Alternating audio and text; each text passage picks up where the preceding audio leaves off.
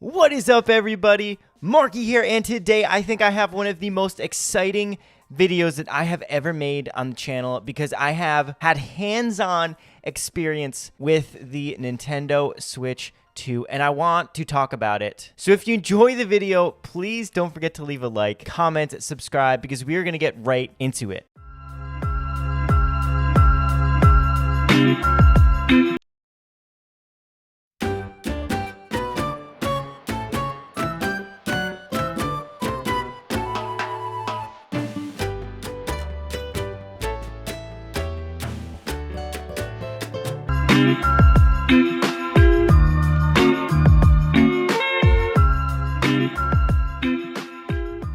So I was actually super lucky to be an attendee for the Nintendo Switch 2 experience that took place in New York, and I have so many opinions and stories to share with you guys. And yeah, it was overall an incredible experience, and I want to give you guys my feedback on the console to hopefully give you better judgment if this is something in a system that you would be interested in purchasing. All right, so to get into the details, to start off the event, we were all brought into a room where the highlight was getting to hold the Switch 2 for the first time. So I got to hold the Nintendo Switch 2 console in my hands and really get a good feel for it. I will say, the console has more of a weight to it than the OG Switch does. It's bigger, and that's noticeable when you're holding it in your hands. Like, the Joy-Con's bigger, the console is bigger. And somebody who's played so much Switch 1, it's definitely going to take some adjusting my hands to the new Switch 2 console. It is noticeably bigger in your hands. The screen looks really good and pristine. The Joy-Cons looked very clean and very nice. The buttons all felt really good. The joysticks, like moving them around, also had a really nice feel to them. It was slightly different than the original Joy-Cons, just the way they moved, but it felt good. The buttons felt good. There was good weight to it. Overall, while obviously it reminded me of the Switch 1, I could definitely tell that there were upgrades to the buttons and the Joy-Cons and the overall feel of the system. Would I recommend getting a grip down the line? I think so. With the console being a little bigger than the Switch 1, my thoughts are that eventually a grip attachment might be really nice for this system. I know there was a lot of people worried about the Joy-Cons, the way that it connects to the Switch magnetically. From everything that I could tell, really feeling the system, those Joy-Cons are on there pretty tight, and there's a lot less wiggle than the Switch 1 had. I don't know if you guys could tell, but if you kind of wiggle around the Joy-Cons for the Switch 1, there's definitely some wiggle to them when you're like, if you're moving them around, like up and down, you can definitely, like, if they're attached to the system, at least maybe mine's defective, I'm not really sure, but there's definitely like a little like give to that when they're in the console. In this one, it's tight. The magnets, you can definitely tell there's magnets in there. It connects pretty well to the actual console, the screen portion, and there's no really wiggle. It's very tight and it feels really good. It would take a lot of force for the Joy-Con to detach from the Switch. I think a lot of the worries that people had about that, again, that whole attachment, I was very pleased about how the console in the Joy-Cons connected, especially compared to the original Switch. We also got to look, a lot of the peripherals were behind this glass case. And the only thing noticeable that I'd say is that camera that you have to buy as an attachment is very small. From the Direct that we saw, it looked a little bigger. But yeah, the camera is like very, very small, and I was kind of surprised by that. Again, it didn't seem like it would be that small. I would say the Pro Controller, the GameCube controller, even the Joy-Cons, I mean, they are what they are. Everything is pretty standard. If you own a Switch 1, I feel like you know what you're getting into. So regarding the Pro Controller, I did get to try the Pro Controller out. One thing I definitely wanted to note, it felt really good in the hands, like the original Pro Controller. I feel like the Switch 1 Pro Controller is one of the comfiest controllers that I've ever held. In the Switch 2 Pro Controller, I feel the same way. But one thing that personally I wasn't a fan of and it could have just been me, was those buttons in the back. If you saw the Direct, you know that there are like 2 buttons in the back of the Pro Controller, and these buttons, the employees there were telling me that you can set the buttons in the back to any loadout that you want. The only problem is they were pretty easy to hit, and I felt like I was clicking them a lot when I didn't really intend to. So my only gripe with the new Pro Controller is the buttons in the back. I just don't really see a lot of use for them for me, just because I kept hitting them when I didn't want to. So I definitely want to get more into the Switch and handheld mode and docked playing games. So I can definitely 1,000,000% tell you that the console is a large upgrade from the Switch One, which we expect, right? I don't think anybody came into this expecting anything less. Is it as powerful as a PS5 or an Xbox Series S? No, I got to play Hogwarts Legacy, Cyberpunk 2077. Those games ran well on the Switch, but I could definitely tell that this is first and foremost a handheld console. I compare the Switch 2 performance to a slightly upgraded Steam Deck. That is where I make my comparison. The first-party games docked ran very well. Mario Kart World was fantastic. The frame rate was silky smooth. The graphics looked incredible, especially on the TVs that they had set up. Metroid Prime, oh my gosh, that game was gorgeous. Again, silky smooth frame rate. Colors and the textures of that game popped out to me. I was amazed by what the developers had done with that game. And then I definitely want to talk, and we'll talk more about this, but Donkey Kong Bananza, personally, with all of the things that went on with that game, which is something I definitely want to talk about. I thought the Switch 2 handled it incredibly well because the environment is extremely destructible. There is so many things going on at once. Donkey Kong is destroying everything if you want him to. And I thought the Switch in docked handled that very, very well. I have no worries about first-party Switch games. Now, docked third-party is a different story. I think the third-party games, again, for a handheld system first, ran very well. So I played Hogwarts Legacy docked. I didn't really notice any audible sounds coming from the Switch 2. Like it seemed like a very quiet system. There's a fan in the dock, and I assumed that these Switches were running all day. So with that being said, sound-wise, the Switch wasn't chugging along. Like it was running really well. We'll have to see over time how that changes, but I thought the system, for what it wasn't too hot, especially when I played it in handheld mode, and docked, it seemed pretty quiet, ran stable. So for Hogwarts Legacy, I would say, again, it looked like it ran well. You can definitely tell that they had to make some sacrifices in the graphics department for the Switch 2. It wasn't as clean as it would if you were maybe playing on a PS5 or especially like a PC. There was definitely concessions made with the graphics for Hogwarts Legacy. Same thing with Cyberpunk 2077. I thought Cyberpunk ran really well. The environments were good. There was a lot of like NPCs in the frame all at one time. I was fighting a bunch of enemies, and there were like machine guns going off, and there were particle effects and all of these different things. But the Switch 2 held firm. I would say it held at like 40 frames a second. From what I can see, the game runs very similar to that of a Steam Deck, which is exactly, I think, what I wanted. Cyberpunk 2077 is a game that I am very excited to play on the Switch 2. So yeah, overall performance of the console, I was very excited. I got to play Mario Kart World handheld. That was one of the only games that they really let me play handheld. Also Zelda ran really well, but I got a lot more extended time with Mario Kart.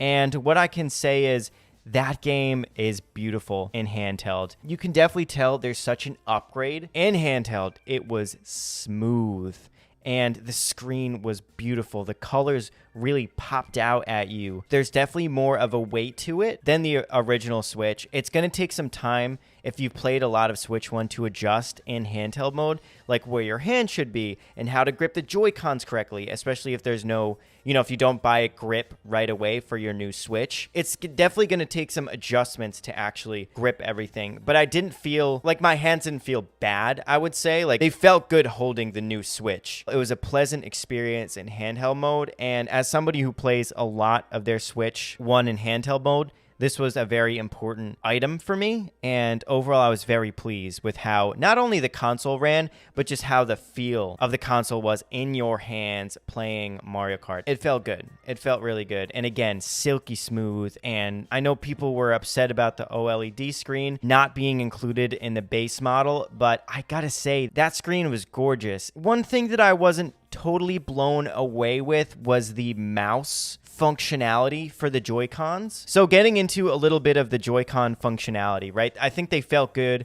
When I played Metroid Prime, I was using the Joy-Cons and just using them like I would normally on the Switch one. They felt good. Again, they're a little bigger, so keep that in mind. But when we went to the mouse mode with the Joy-Cons, I played Prime 4 with the Joy-Cons in mouse mode, and I played Drag X Drive. So I want to talk about Metroid because that was, for me, like more of an enjoyable experience. Metroid was really good. Like, that game reminded me of Halo, and I want to get in more of the games later on in the video. But I think the mouse feature worked pretty well. I didn't mind it for Metroid. So you could lock on with your left Joy-Con. Like you could have held it up so you can like hold that in your hand. And that was basically the Joy-Con to like move around and lock on. And then the right Joy-Con was the one that you had on the ground. And so that was where your reticle would be moving around, actually lock on to the enemies, and also fire your weapon. So Samus's weapon. I thought that the mouse mode for Metroid was pretty good. Like, I didn't have too many trouble. I think it was very sensitive. I'm sure there's like a sensitivity that you can turn the movement with the mouse mode, either make it more sensitive, any shooter game, or less sensitive. It would take time. I feel like I've used a mouse for so long, and the Joy-Con is not a mouse, right? It's thin, so it would take more time to get used to it. For Metroid, it worked well, but again, the circumstances and when I'd use it for playing Metroid, I'd probably just want to play it with a Pro Controller, but that's just me. Drag X Drive was another story altogether. They recommended, like, if you don't have a mouse pad, like a big mouse pad or like a computer pad, so basically what you wanted to do was like push the Joy-Cons forward on the mouse pad, and that would make your guy go forward. And then there was like brake, so you would like hold down a certain button. I forgot which button on the Joy-Con is, and that was what you would use to brake. But I wasn't a fan of the movement. Like, I don't know, it just felt stiff. I don't know, maybe I was just really bad at the game too, but I had a hard time. Sometimes if I would like go forward, the Joy-Con wouldn't register my movement, and so I'd like miss the thing. Or if you don't have the Joy-Con completely flat on the ground, it's not going to register, so you're not going to go forward. And yeah, I tried it on my pants, and that wasn't the best, though. The whole Joy-Con mouse thing, I know a lot of people that I talked to at the event really liked that, but for me personally, it was kind of janky. I wasn't like a fan of it, and I don't really want to play games like that. I'd rather use like a controller. So let's get into the games, because none of this matters if the games aren't good. The first game I want to talk about, and that's the first game that I played, was Mario Kart World. I want to get into more detail. Wow, Nintendo, that was awesome. Mario Kart World is fantastic. It's going to be probably the greatest Mario Kart game of all time. And that's saying a lot because Mario Kart 8 Deluxe was really good. I loved grinding on the rails and bouncing off walls. The power-ups that they have in the game are crazy. There were so many new power-ups that I thought really added so much, and they're like returning power-ups too, like the super mushroom that makes the eraser super big, and there's new Hammer Bros hammers that you can throw forwards and backwards. I got those a couple times, and I love the new power-ups. There's going to be so many different customization options for the racers. So they basically had in the character select all the racers, and then they also had costumes for all those racers. I loved the different outfits that they showed off. Wow. And the character selections, yeah, you could be the cow. I played as the cow one time. It was really cool. I like the cow. Yeah, so there's just so much to talk about. So obviously there's, the original kind of Grand Prix mode where you can play all the different races, and that was like super fun. There was the knockout mode, which your boy won. Your boy came in first place. That game mode is going to be so much fun to not only play with friends, but just play online, like in a real competitive scene. The free roam mode was really cool. Like, you could go not only play through the whole track, but you can go off the track and travel the map, which was so big. Like, there's so many things within that map, and I wanted to like explore more, but I didn't have time. One thing I wanted to point out, so with the racing, there's only a blue flame and an orange flame now. They got rid of the purple flame, so the purple flame is no more. So if you're charging up your boost, the most boost you can charge up to is that second level, like orange flame. You know, obviously the graphics, I got to play in handheld and docked mode. Ran really well, no frame rate issues to speak of. Even when we were playing with 24 players, like, I didn't have any issues. We played split screen for a bit. That ran really well. I also got to play Metroid Prime 4, and I did speak about that a little bit. This game was fantastic. Honestly, the opening, I feel like we got to play the opening of the game, so like the opening level, and it really, like, that level reminded me of Halo. Like, I feel like the enemies looked a lot like the Covenant enemies in Halo. You were fighting alongside Marine kind of looking guys. Samus could go into ball mode, and you had to like traverse these little pipes with, you know, ball mode Samus. And at the end, there was a boss battle. Again, that was a boss battle that was shown in the Treehouse Live, but like playing it, oh my gosh, that was so fun. So like a Metroid attached to the boss, and then you had to shoot the little balls of the boss. It's hard to explain really, but yeah, that was a very, very good boss fight. And the whole point was to show all the different moves that Samus has. So like when you're fighting the boss fight, you can dash from side to side to avoid his attacks, or you can jump over his attacks. The cutscenes looked really good. I think Samus has never looked better in a game. Obviously, scanning is back, so you can scan so many different things throughout the level. You had to like shoot the doors to open them. I thought that was pretty cool. Samus had like a regular attack and a charge beam attack, so you could like charge up your main attack and then hit like a boosted attack, which was really good. And yeah, so you can lock on. I played that in the mouse mode, and again, yeah, the mouse mode was kind of strange. It took me a little bit to figure out, but overall the gameplay was very solid and the game ran really well on the Switch 2 hardware. Another first party title that I wanted to talk about, I think I had 25 minutes to play, was Donkey Kong Bananza. Oh my gosh. First off, I will say, if I had to compare this game to anything, it's like a mix between Mario Odyssey and Donkey Kong 64. There were some elements of Donkey Kong 64 I saw. There were a lot of elements of Mario Odyssey that I saw. And like, it was a mixture of the two. So basically, like, you had to go around and find a lot of bananas, like you would have to find all the stars in Mario Odyssey. And I assume that with all of these bananas that you can probably upgrade Donkey Kong, because there were hearts at the top left. And I assume over time, you'll get more hearts, maybe more ways to destroy the environment, because the whole point of the game is destroying and punching everything to reveal different areas of the level. The whole levels in this game are destructible. Like, you can punch anything. There's a little dude, a rock guy, on Donkey Kong's shoulder throughout the game, and I didn't really get to see too much of what he does. Like, at the point where I was in the game, he was just kind of like talking to you, and further in the game, he'll have more things to do. The whole point of the game is find bananas, like Mario Odyssey with the moons. I think, there's the moons, but also to punch everything, destroy everything, you know, to find all of the different bananas and collectibles throughout the game. And then the last game in terms of first party I want to talk about was Drag Drive. So I did talk about Drag X Drive a little bit, but I don't know if